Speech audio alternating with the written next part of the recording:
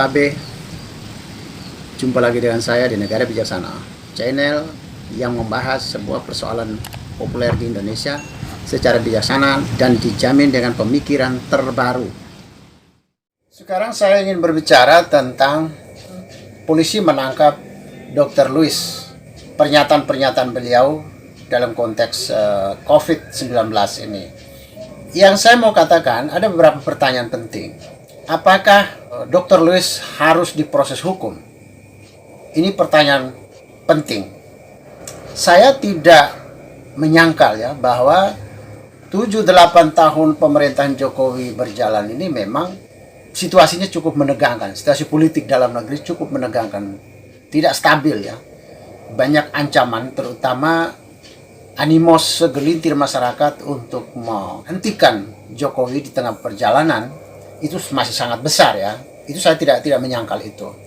Sehingga pemerintah memang perlu berhati-hati terhadap semua gerakan, terhadap berbagai pernyataan, berbagai pembicaraan. Memang pemerintah perlu berhati-hati. Namun kehati-hatian di sini perlu juga lebih berhati-hati lagi. Artinya tidak semua orang yang berbeda pendapat atau yang berbicara kontras, tidak semua adalah mereka yang akan masuk di dalam kelompok pembenci Jokowi atau pembenci pemerintah. Tidak semua. Jadi saya mau memilahkan begini, klasifikasi masyarakat kita di Indonesia. Ada yang menjadi pendukung pemerintah, khususnya pendukung Jokowi. Ada pendukung-pendukung yang tidak kritis. Jadi apapun yang dilakukan oleh Pak Jokowi, itu semua dianggap benar semua, tidak ada yang salah. Jadi kelompok-kelompok ini menganggap bahwa pemerintah atau Pak Jokowi itu mirip dengan yang maha benar. Tapi ada pendukung-pendukung kritis. Pendukung kritis ini mereka memilih Jokowi, tetapi belum tentu semua hal disetujui. Ada hal yang disetujui, ada hal yang tidak disetujui, dia berpendapat berbeda. Saya termasuk salah satunya. Saya memang mendukung Jokowi, saya memang pemilih Jokowi. Tetapi di sana-sini, di berbagai media, dalam pembicaraan saya, tidak sedikit yang saya memuji Jokowi, pemerintah ini. Tetapi ada juga yang saya kritik, saya tidak setuju. Ini yang saya katakan bahwa inilah pendukung-pendukung kritis. Mereka ini di tengah, artinya tidak menjadi pemuja Jokowi secara membabi buta tanpa kritis, tetapi mereka juga tidak menjadi pembenci Jokowi. Saya tidak membenci pemerintah, tidak membenci Jokowi, tidak sama sekali. Tapi tidak juga memuja. Kelompok tengah ini dia memilih Jokowi belum tentu karena Jokowi adalah superstar, belum tentu, tetapi Jokowi lah saat ini yang dianggap di antara semua tokoh yang ada, dialah yang memiliki kekurangan lebih sedikit dibanding yang lainnya. Maka kita memilih yang ini daripada jatuh ke tangan yang memiliki kekurangan lebih banyak. Itu prinsip pendukung yang kritis. Mereka ini termasuk saya ya, kelompok tengah ini, di saat Jokowi melakukan atau pemerintah melakukan hal-hal yang spektakuler, hal-hal yang positif, hal-hal yang hebat, ya tidak segan-segan memuji, tidak segan-segan, tidak berat untuk memuji pemerintah, memuji Pak Jokowi, tidak. Tetapi ada 1-2 hal yang dianggap tidak bagus, dia akan berbicara juga. Pembicaraan ini tidak dalam rangka merobohkan pemerintah yang ada atau dalam rangka membenci, tidak, sama sekali tidak. Berbeda dengan satu kelompok, yaitu kelompok yang memang membenci, kelompok yang memang menginginkan Jokowi turun, kelompok yang memang menganggap pemerintah salah semua. Jadi ada 3 kelompok ini. Saya dan orang semacam saya ini adalah kelompok tengah, kelompok pendukung tapi kritis. Berhati-hatilah pemerintah, berhati-hatilah menanggapi orang-orang yang berpikir berbeda, berpendapat berbeda ini. Jangan sampai memasukkan semua yang berpendapat berbeda ini adalah mereka yang membenci atau yang menginginkan Pak Jokowi turun atau yang ingin merusak nama baik pemerintah. Tidak semua. Ini perlu berhati-hati. Saya tidak perlu mengetahui siapakah Dr. Louis dalam konstelasi politik Indonesia.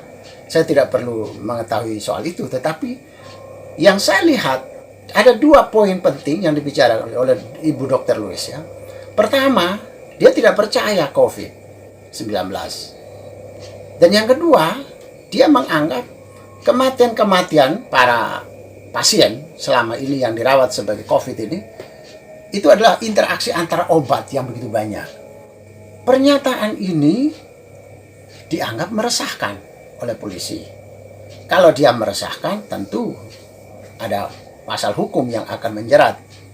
Tetapi persoalan di sini adalah dia mempertanyakan, tidak yakin dengan adanya COVID atau tidak. Dan yang kedua, persoalan kematian pasien, dugaannya karena obat. Ini adalah pertanyaan-pertanyaan hukum atau pertanyaan sains. Kelihatannya polisi mau mengarah kepada menjerat Dr. Louis dengan pernyataan yang meresahkan masyarakat. Pernyataan yang meresahkan di sini memang kita akui ya, ada yang resah, ada yang tidak. Saya termasuk yang tidak meresahkan. Saya malah menunggu ada second opinion supaya saya berdiri di posisi yang tepat. Tapi bahwa polisi menganggap bahwa ada yang resah, ya mungkin saja benar, mungkin saja ada. Tetapi begini, yang paling penting sekarang adalah menjawab terlebih dahulu pertanyaan sains. Ada COVID enggak? Kan awal dari pernyataan Dr. Louis dan orang seperti dia mempertanyakan COVID. Pembuktian adanya COVID atau tidak. Dan yang kedua, pembuktian kematian pasien karena obat atau tidak. Ini pertanyaan sains, bukan pertanyaan hukum. Jadi perkembangannya sampai hari ini, saya berbicara ini, polisi memang tidak menahan Dr. Louis dengan alasan Dr. Louis tidak punya indikasi untuk melarikan diri dan tidak akan menghilangkan barang bukti karena barang bukti sudah ada di polisi. Tapi sampai hari ini kemungkinan polisi akan melanjutkan ke proses hukum, ke meja hijau, atau mungkin juga akan diberhentikan atau di SP3 kan kasus ini. Kita tidak tahu ke depan. Tetapi itu kan di Indonesia. Kalau di negara bijaksana, saya pastikan bahwa proses hukumnya akan berhenti di SP3 kan. Tetapi Dr. Louis dan orang-orang sependapat atau sepandangan dengan dia ini perlu disalurkan, dibawa ke meja akademik untuk menyampaikan kajian-kajian ilmiahnya. Disandingkan dengan kajian-kajian ilmiah dari kelompok yang mengatakan ada COVID dan pengobatan ini tidak menyebabkan kematian pasien. Jadi 2 kelompok ini dipanggil atau disalurkan untuk sama-sama bekerja secara akademik. Dan mereka bertarung di meja akademik. Oleh sejumlah pakar, sejumlah ahli akan meninjau atau penguji atau pengamat, katakanlah diuji semacam ujian disertasi doktor, semacam begitulah. Itu harus dibawa ke meja akademik. Tidak boleh tidak boleh didiamkan. Mengapa tidak boleh didiamkan? Karena di masyarakat sudah terjadi dualisme pemikiran antara ada COVID dan tidak ada COVID. Dengan adanya 2 kubu ini, kubu yang bilang ada COVID dengan kubu yang satu, Dr. Louis dan sekelompok orang semacam dia mengatakan tidak ada COVID. Jadi di masyarakat sudah terjadi dualisme pendapat. Dan ini membingungkan, betul membingungkan. Tetapi tidak boleh dibiarkan. Status ada COVID dan tidak ada COVID ini tetap harus ada finalisasi. Harus ada endingnya. Harus ada akhir yang menjawab ini. Supaya menghentikan keresahan. Tapi kalau kasus Dr. Louis tidak dilanjutkan apa-apa, hukum pun tidak, kajian ilmiah pun tidak, berarti penangkapan ini sama dengan membiarkan keresahan berjalan terus. Karena dualisme pemikiran tidak ada finishnya, tidak ada endingnya, tidak ada kesimpulan akhirnya, tidak ada. Berarti kalau polisi bilang masyarakat resah, ya keresahan berjalan terus. Harus ada jawaban supaya berhenti keresahan ini. Di meja akademik lah yang akan menjawab itu. Apakah benar oleh kelompok yang mengatakan COVID ada, atau benar menurut Dr. Louis dan kawan-kawannya. bahwa tidak ada COVID, itu satu. Yang kedua, di meja akademik juga akan menjawab apakah benar pengobatan selama ini tidak menyebabkan kematian pasien, atau benar menurut kelompok Dr. Louis dan kawan-kawannya bahwa memang pengobatan selama ini menyebabkan kematian pasien. Nah, ini harus disandingkan, digelar di meja akademik supaya masyarakat menjadi ada kepastian, berhenti keresahannya. Di negara bijaksana juga tidak akan memproseskan ini ke hukum. Mengapa demikian? Negara bijaksana tidak pernah kekurangan file-file peradaban dunia yang pernah hitam. Ambil contoh, kita tahu seorang Kopernikus, Nikolaus Kopernikus, pernah dihukum mati oleh Gereja Katolik, oleh Paus, karena dia membuat pernyataan bahwa bumi yang mengelilingi matahari berbeda dari keyakinan gereja dan orang pada waktu itu yang meyakini bahwa yang berputar itu bukan bumi, tapi matahari yang berputar. Akhirnya Kopernikus yang berbicara secara sains kalah oleh kekuasaan, oleh palu kekuasaan, oleh palu politik. Maka dia dihukum mati. Berikut datang lagi ahli-ahli yang berikut, mereka memberikan pernyataan yang sama, temuan yang sama, bahwa bumilah yang berputar.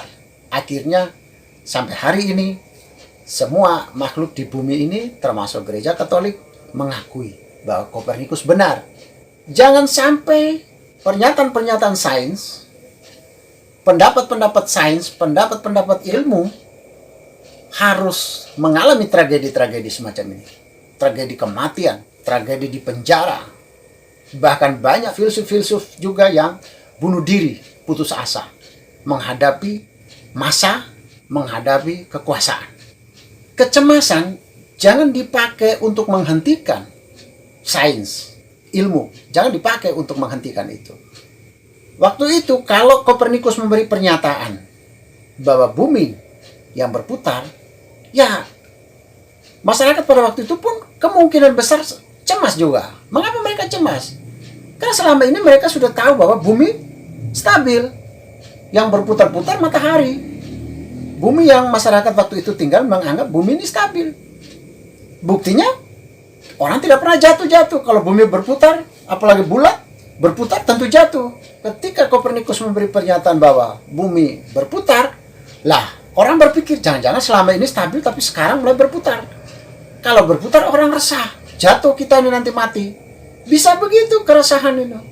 Nah, apakah keresahan masyarakat pada waktu itu harus menghentikan proses kerja ilmu? Jadi kalau orang buat pernyataan yang keliru atau membuat pernyataan yang mendatangkan keresahan, dalam konteks COVID ini, tidak hanya Dr. Louis yang membuat pernyataan-pernyataan yang dianggap meresahkan. Tidak hanya Dr. Louis. Di awal-awal dulu COVID ini, banyak pakar di Indonesia dari berbagai kampus di Indonesia. Dari UI, dari UGM, dari ITB, dari IPB Bogor. Itu kan pernah mereka membuat pernyataan-pernyataan. Bulan sekian akan selesai, puncaknya selesainya bulan sekian. Nanti bulan ini, tahun ini sudah selesai. Kenyataannya sudah mau 2 tahun, tidak pernah selesai. Sudah banyak pernyataan-pernyataan pakar yang tidak terbukti tentang masa pandemi ini. Ada yang cuma 3 bulan, ada yang waktu itu bilang 4 bulan, 6 bulan, 7 bulan, 1 tahun. Itu sudah ada banyak. Itu kita buka lagi di pers. Banyak yang membuat pernyataan. Tapi kan salah semua. Itu juga resah. Saya juga resah dengan pernyataan-pernyataan pakar yang sudah diharapkan ternyata salah. Tapi itu tidak perlu dibawa ke pengadilan karena kesalahan mereka ini. Tidak perlu. Itu kan pembicaraan akademis. Sama juga dengan Dr. Louis ini. Ini juga pernyataan-pernyataan akademis. Jadi, kalau di negara bijaksana, kerja ilmu pengetahuan tetap berjalan terus untuk menjawab 2 soal tadi. Apakah ada COVID-19 saat ini? Dan apakah kematian pasien-pasien selama ini dipengaruhi oleh interaksi obat seperti yang dituduhkan oleh Dr. Louis? 2 pertanyaan ini harus dijawab oleh sains. Jika sains menjawab, maka kita di negara bijaksana akan memperoleh ketenangan. Orang tenang. Sudah terjawab. Jadi, Dr. Lewis dan kawan-kawannya, baik yang pro maupun yang kontra, mereka semua harus masuk ke meja akademik untuk mengakhiri kecemasan masyarakat dengan proses ilmu pengetahuan, tidak dengan proses hukum. Kalau proses hukum harus berjalan di atas pertanyaan-pertanyaan sains, maka realita politik kita, realita hukum kita, realita sosial kita akan mematikan animo orang untuk menjadi orang pintar. Orang bisa saja putus asa. Ngapain mau jadi orang pintar? Nanti kalau berbeda pendapat juga akan dihukum. Ngapain kita belajar-belajar? Pernyataan salah dihukum. Kesalahan pernyataan dalam dunia ilmu pengetahuan, hukumannya berbeda bentuk. Di level pendidikan, orang tidak lulus. Biasa saja, itu bentuk hukumannya. Bukan hukuman penjara fisik atau dibunuh atau apapun. Tidak. Dia hukumannya berbeda, termasuk hukuman moral. Orang tidak percaya kepada keahlian dia. Dia dianggap tidak ahli. Itu bentuk-bentuk hukuman dalam dunia akademik. Kalau intervensi hukum bermain di wilayah akademik, maka ini mematikan dunia ilmu pengetahuan untuk takut menjadi orang pintar. Salah dihukum. Mematikan animo orang untuk kritis. Takut kalau berbeda pendapat dihukum. Jadi ini berbahaya untuk peradaban kita. Peradaban keilmuan kita berbahaya. Bahkan bisa peradaban demokrasi kita juga berbahaya. Bahwa pemerintah selalu sensitif dengan kelompok-kelompok yang akan punya niat menurunkan pemerintah yang ada, yang sah. Pak Jokowi adalah presiden yang sah secara hukum. Ya, itu memang harus diwaspadai. Tetapi menganggap semua yang berbeda pendapat sebagai niat buruk yang harus diproses hukum, itu juga tidak baik.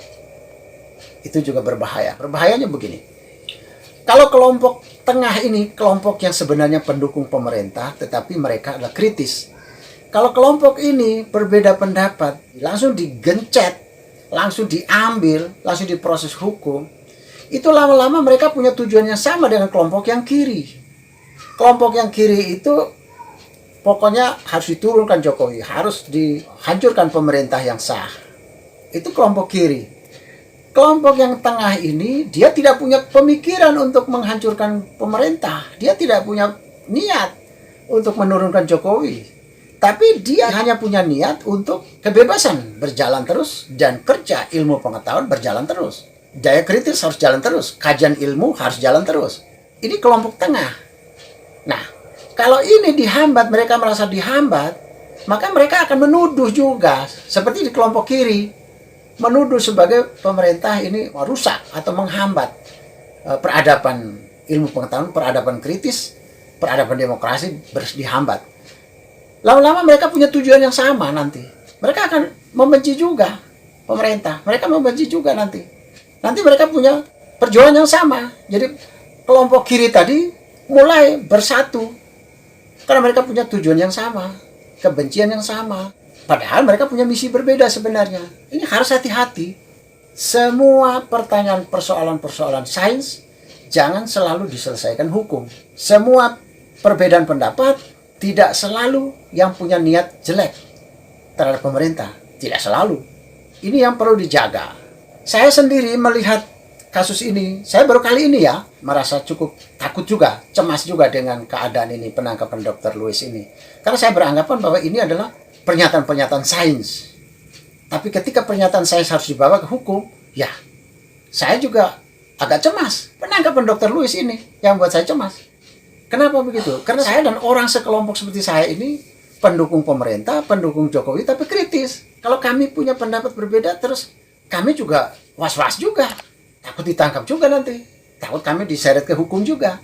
Kalau seperti ini, ya kami resah. Orang seperti saya juga cemas ini.